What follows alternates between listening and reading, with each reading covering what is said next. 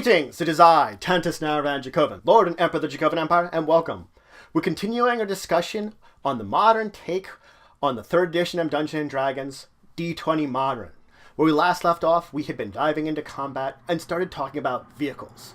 Let's talk about moving around with your vehicle now that we've talked about everything else related to it. It's a move action to control your vehicle, but you can attempt to do extra maneuvers and stunts along the way in order to alter your speed or your direction. If you're not doing anything like that, you can move up to any number of squares, whatever your speed category is. So within that category is how many squares you can move otherwise. Now all the maneuvers you can do take up some of your movement.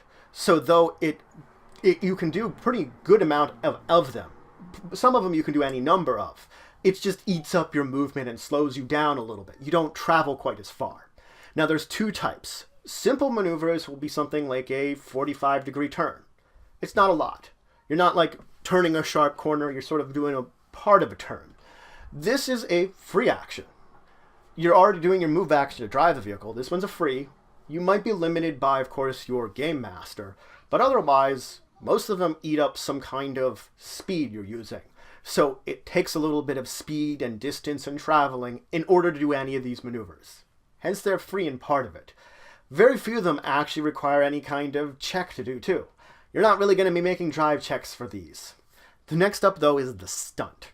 The stunt's a little more difficult, as it's going to be a vast change in speed or change in direction that doesn't seem normal for the vehicle. These here will again take up some of your speed, but they will also take up actions. As part of your move action to drive the vehicle, you can of course do one of these stunts, but it takes up that part of the move. You're using it with the move you were already using to control it, which means you can do a second stunt on a turn using up your normal attack action for a second move. These are going to have drive checks associated with them. You're going to need to make a check to use any of these successfully and not get in trouble while attempting it. Now there are 3 simple maneuvers. The 45-degree turn, which I talked about. This uses up a number of squares of movement equivalent to the turn. So the more you turn, it eats up squares of movement. There's the ram. You can ram into something. This is going to be a collision. I'll talk about collisions a little later on, but effectively you're ramming into a person, trying to deal damage, trying to hit them. The target of the ram can attempt a reflex DC 15 to half damage for both vehicles, attempting to get out of the way of your ramming speed. And then there's sort of the side slip.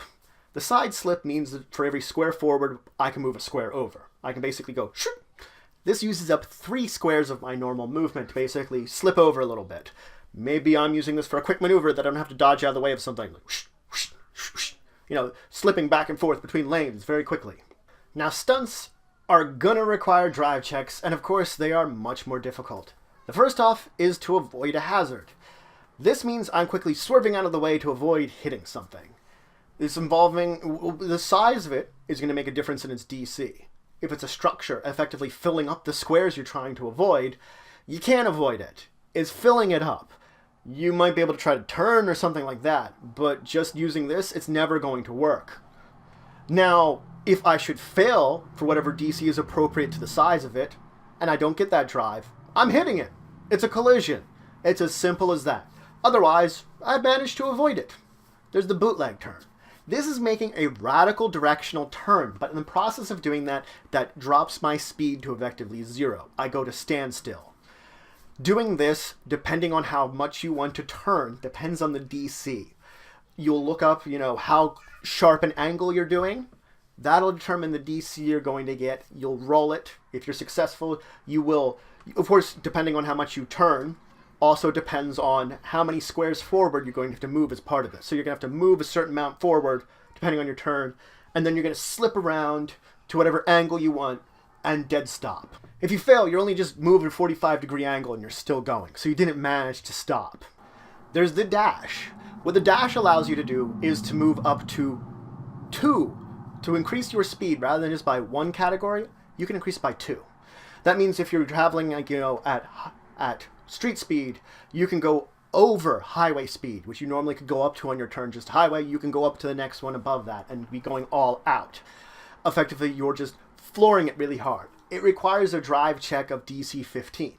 Failure just means your speed doesn't change whatsoever. You don't gain either increases in speed. You remain as what you started as. Now, the other option, of course, is the hard break. This attempt is the opposite. You're attempting to drop down to speed category. So I'm trying to go from, highway down to alley speed. I'm trying to drop really heavily and very quickly. Now, you're still required to go the minimum distance for that speed overall, and that's if you're successful. If you fail, you don't change your speed at all. You're not braking at all. But you have to make a DC 15. And it's DC 15, just like it was on the dash. It's also a DC 15. But if you fail, you have to make another DC 15 drive to remain in control. If not, you could possibly roll or flip. Yeah. So there can be problems with attempting this maneuver too. Now you can have the sharp turn. This one, you're attempting to turn sharp enough that you're having the number of spaces you have to use up, the amount of movement you have to use up for the turn you're taking. So when we're talking about the turns from before, about, you make a certain turn, you take up a certain amount of space when doing it, this halves the amount that you normally would have to take for the entire turn you're doing. It does require a DC 15 drive check. If you fail, you have to take the turn as normal, meaning you're going a lot wider than you wanted, which might be bad for hitting something, but also you have to also make a control check, DC 15 drive check, to maintain control with this one too. So even if your really wide turn means you're not hitting anything, you still might lose control. Now you can make a jump. You can get your vehicle to go over a gap. In order to do this, it of course is going to be you're going to have to move a certain amount of distance, equivalent to how far you're effectively traveling across it. You're going to have an extra number of squares in order to do this. So you're going to have a certain amount of speed and going a pretty good distance.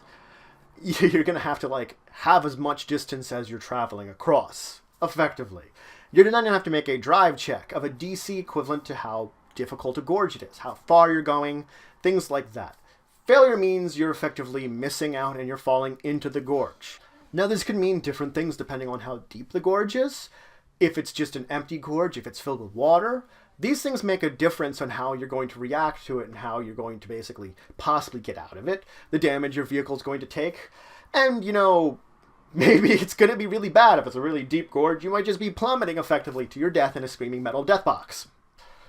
And the last one is the Sideswi, where effectively I'm trying to ram my car into someone at the side. Now, if I'm in a chase, I have to be in the same square as them, that's it. If I'm in character-based squares, I have to literally be up next to them. I have to be right next to them. So I'm going to then effectively ram into them. And it's going to be a collision effect. You're going to make a collision attack. So it's going to be the same as just ramming into them as I talked before, except it's going to be about a quarter of the normal damage that it would be dealing because it's not quite as big. You're not going straight on, you're trying to smack into the side of them. But that's not the necessary point of it. And of course, you're going to have the target can make a reflex DC 15 for half damage in this case. The result of it is on the next turn, the target has to make a check in order to maintain control of the driving. They're effectively being pushed off of it.